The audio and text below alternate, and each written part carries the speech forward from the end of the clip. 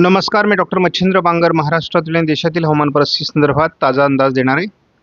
आपण बघतो की उत्तर भारतामध्ये WD अजून सक्रिय आहे. केरळ, तामिळनाडूपासून ट्रफ देखील सक्रिय आहे.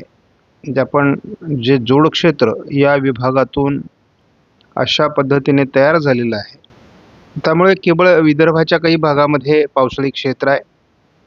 बाकी महाराष्ट्रातला पाऊस उघडलेला आहे. या पाठीमागे अजूनही नवीन WDसाठी अनुकूल वातावरण आहे, परंतु लगेचच या WDचा प्रभाव भारतावर आणि महाराष्ट्रावर होईल असं वाटत नाही. सध्या विदर्भाच्या काही भागामध्ये पावसास अनुकूल स्थिती दाखवण्यात आलेली आहे. भारतीय हवामान खात्याचा अंदाज पाहण्यापूर्वी आपल्याला एक सूचना अशी आहे की आपल्या शेती माझी प्रयोगशाळा या चॅनलच्या मेंबरशिपमध्ये मोठी वाढ झालेली आहे. जवळपास 27 लोकांनी या चॅनलची मेंबरशिप घेतलेली आहे आणि या मंडळींना देखील आपल्याला दीर्घावधीचा अंदाज देणं आवश्यक आहे. मात्र मेंबरशिप कॅन्सलेशनचा ऑप्शन असल्यामुळे आपण या मंडळींना लाईफ टाईम मेंबरशिप देऊ शकत नाहीत. ज्यांची इच्छा असेल पेड मेंबरला जॉईन व्हायचं त्यांना आम्ही जॉईन करून घेऊ. आपण भारतीय हवामान खात्याच्या अंदाजामध्ये बघतो की अजून विदर्भ मराठवाड्यामध्ये थोड्या घटना पावसाच्या घडू शकतात असा अंदाज आहे. पावसाचं वातावरण पूर्व भारताकडे सरकले, दक्षिण भारताकडे आहे. मात्र पश्चिम भारत आणि उत्तर भारतातून पावसाचा प्रभाव कमी होतोय.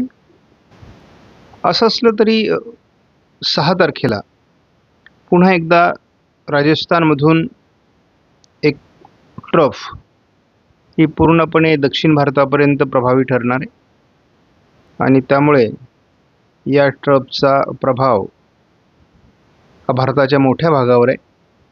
त्यामुळे विदर्भात थोडं पावसाच्या घटना घडू शकतात. गेल्या 48 तासात भारतामध्ये अनेक ठिकाणी पाऊस झालेला आहे. अगदी आपण बघतो गुजरात, राजस्थान या भागामध्ये अधिक प्रभावी वातावरण होतं. मध्य प्रदेशच्या पूर्व भागातही पाऊस होता. आपण बघतो की थोडं मराठवाडा काही ठिकाणी किरकोळ अशा घटना महाराष्ट्रामध्ये घडलेल्या आहेत 48 तासामध्ये आणि आता हा पाऊस मात्र बऱ्यापैकी उघडलेला आहे. आज देखील 5 तारखेला महाराष्ट्राच्या उत्तरेकडून म्हणजे उत्तर महाराष्ट्र आणि विदर्भ याच्या उत्तरेकडून मध्य प्रदेशमध्ये असलेल्या वातावरणामुळे थोडा पाऊस होईल असा GFSचा अंदाज आहे. थोडा विदर्भात 6 तारखेलाही अंदाज देण्यात आला आहे. 7लाही तो विदर्भातला अंदाज कायम आहे. थोडा 8लाही तो अंदाज कायम आहे. 9 तारखेपासून मात्र तो प्रभाव कमी होण्याची GFS मॉडेलची शक्यता आहे. या मॉडेलचा आपण केवळ आयकॉन मॉडेलचा प्रभाव बघणार आहोत. तर विदर्भाच्या पूर्व भागामध्ये थोडं वातावरण काही दिवस राहण्याची शक्यता अजून कायम आहे. तसं महाराष्ट्राच्या उर्वरित भागात कुठलाही पावसाचा अंदाज नाही. या ठिकाणी GFS मॉडेलचा 48 तासाचा अंदाज बघितला तर केवळ पूर्व विदर्भात तुरळक पावसाची शक्यता आहे. आणि आपण जर पुढील 48 तासामध्ये UKAI मॉडेलचा अंदाज बघितला तर थोडं उत्तर कोकण आणि पूर्व विदर्भ असं ढगाळ वातावरण दाखवलेलं आहे. आयकॉन मॉडेलचाही तसा प्रभाव कमी, त्यामुळे विदर्भातही तुरळकच पाऊस होणार आहे. आपण बघतो थोडं पूर्व विदर्भाच्या काही भागात पावसाळी वातावरण आहे. हे साधारण चंद्रपूर, गडचिरोली, वर्धाच्या दरम्यान आणि थोडी मेघगर्जना ही उशिरापर्यंत या ठिकाणी होती. तर आपण हेही बघतो की ही ढगाळ परिस्थिती विदर्भामध्ये आजच्या दिवस राहण्याची शक्यता आहे. हा SMW मॉडेलचा अंदाज आहे आणि हा आपण अगदी पुढे बघणार आहोत. 5 तारखेलाही विशेष वातावरण नाही आहे.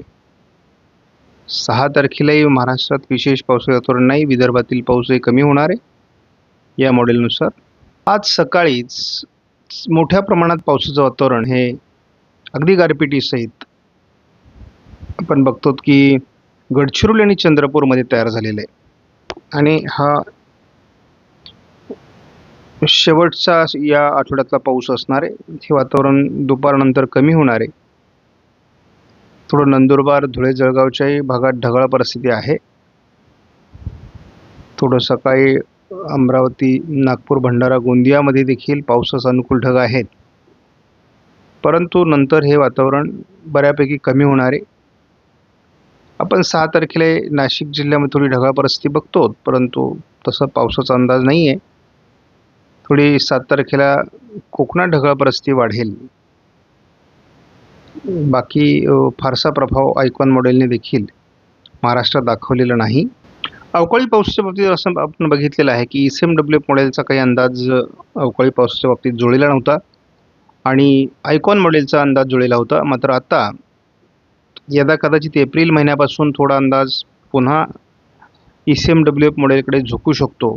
त्या दृष्टीने आपल्याला बारकाईने निरीक्षण करावं लागणार आहे, कारण कोणत्या मॉडेलनुसार पावसाळी परिस्थिती निर्माण होते याचा देखील प्रत्येक मोसमात कसं मॉडेल प्रिडिक्ट करतायत आणि तो अंदाज कसा जुळतो हे देखील बघणं आवश्यक आहे. आपण 10 दिवसाच्या पेड ग्रुपमध्ये अंदाजामध्ये पुन्हा पाऊस कधी येणार या संदर्भातील अंदाज दिलेला आहे. शक्यतो आपण पेड ग्रुप जॉईन करा, जेणेकरून आपल्याला दीर्घावधीचे अंदाज समजतील. आपणास व्हिडिओमधील माहिती महत्त्वपूर्ण वाटल्यास लाईक करा, शेअर करा, चॅनलला सबस्क्राईब करा. धन्यवाद. जय हिंद, जय महाराष्ट्र, जय बैराज.